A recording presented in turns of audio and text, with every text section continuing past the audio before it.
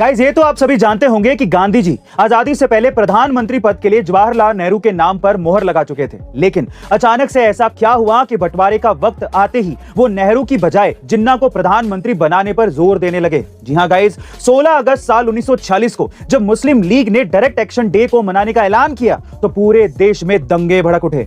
केवल 2 दिन के भीतर कोलकाता में 4000 से ज्यादा लोग मारे गए, हजारों लोग बेघर हो गए और तब पूरा देश सांप्रदायिकता की आग में जल रहा था। ऐसे में तमाम बड़े नेता शांति की कीमत पर विभाजन के लिए तैयार होते जा रहे थे और तब विभाजन से बचने के लिए गांधी जी ने एक रास्ता सुझाया। यह रास्ता था जिन्ना को भारत का प्रधानमंत्री बनाना। लेकिन कांग्रेस की कार्य समिति ने इसे सिरे से खारिज कर दिया और तब निराश होकर गांधी जी ने कहा कि कांग्रेस में मेरी अब कोई नहीं सुनता। वैसे गाइस, आपके हिसाब से गांधी जी का विभाजन रोकने का यह सुझाव कैसा था? कमेंट सेक्शन में जरूर लिखिएगा। क्या आपको पता है कि एशिया कप में अपने प्रदर्शन से सबके दिलों को जीतने वाली हांगकांग टीम बीते 3 महीने से लगातार क्रिकेट खेल रही है। यहां तक कि उन खिलाड़ियों के पास इतनी भी फुर्सत नहीं है कि वो अपने दूध मुहे बच्चों से मिल पाएं। जी हां गाइस, हांगकांग के 3 खिलाड़ी बाबर हयात, एहसान खान और यासिम मुर्तजा हाल ही में पिता बने हैं। लेकिन लगातार क्रिकेट खेलने की वजह से वो सिर्फ वीडियो कॉल पर ही अपने बच्चों को देख पा रहे हैं।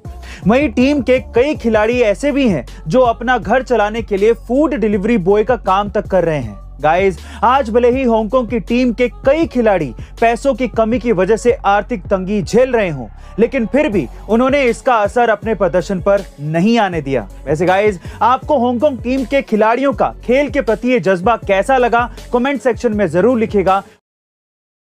गाइस, ये कहानी एक ऐसे क्रांतिकारी की जो देश के लिए कुर्बान तो हुआ, लेकिन दुख की बात यह है कि उसके घर वालों ने उसकी अस्थियों तक का सम्मान नहीं किया। जी हां गाइस, अंग्रेज सचिव कर्जन वाइली को मारकर देश को उसके अत्याचारों से मुक्ति दिलाने वाले इस क्रांतिकारी का नाम था मदन लाल ढींगरा। ये वही मदन लाल थे जिन्होंने सरेआम कोर्ट में जज से कहा था कि आप मुझे आज फांसी दे दो, आई डोंट केयर। लेकिन याद रखना, आज भले ही तुम गोरे राज कर रहे हो, लेकिन एक दिन हमारा भी वक्त आएगा। और जब साल 1909 में उन्हें लंदन में फांसी दी गई थी तो उनके परिवार वालों ने उनसे मिलने की बजाय उन्हें पागल करार दे दिया था। यही नहीं, जब लंदन में उधम सिंह की अस्थियों को ढूंढा जा रहा था तब संयोग से मदन लाल की भी अस्थियां मिल गई, लेकिन उन अस्थियों में भी उनके परिवार वालों ने कोई रुचि नहीं दिखाई। गाइस, भगत सिंह सच ही कहते थे, सीने पर जो जख्म है वो फूलों के गुच्छे हैं, हमें पागल ही रहने दो, हम पागल ही अच्छे हैं। क्या आपको पता है कि पीवी सिंधु ने 20 ऐसी कंपनियों को लीगल नोटिस भेजा है जिन कंपनियों ने उन्हें ओलंपिक मेडल जीतने पर बधाई दी थी? चौंक गए ना? और अब आप ये सोच रहे होंगे कि किसी को जीत की बधाई देने पर कोई केस कैसे कर सकता है? जी हां गाइस, बिल्कुल होता है। दरअसल पीवी सिंधु ने जैसे ही टोक्यो ओलंपिक में ब्रॉन्ज मेडल जीता था, वैसे ही विक्स, पान बहार और हैप्पीडेंट जैसी कंपनियों ने अपने सोशल मीडिया पर पीवी सिंधु को बधाई देने के लिए पोस्ट को शेयर कर दिया।